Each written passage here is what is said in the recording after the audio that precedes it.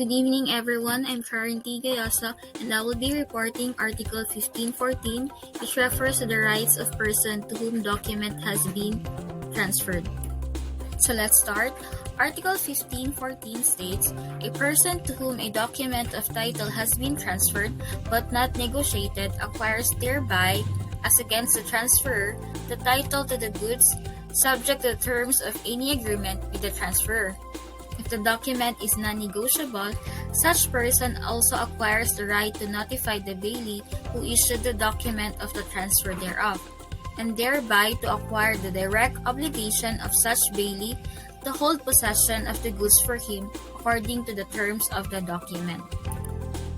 Prior to the notification to such bailee by the transferor or transferee of a non-negotiable document of title, the title of the transferee to the goods and the right to acquire the obligation of such bailee may be defeated by the levy of an attachment of execution upon the goods of a creditor of the transferor, or by a notification to such bailee by the transferor or a subsequent purchaser from the transfer of a subsequent sale of goods by the transferor.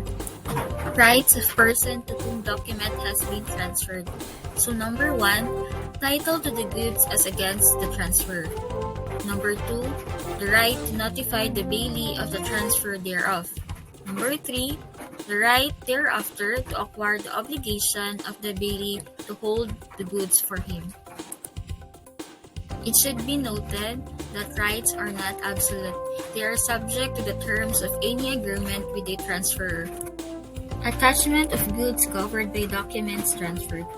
Number 1. So the last paragraph of the article is a necessary consequence of the theory of document of title adopted by the Civil Code. The non-negotiable document of title is not a symbol of a goods, and therefore, the document does not control the possession of the goods. Number 2. The transfer of a non-negotiable document of title does not affect the delivery of the goods covered by it.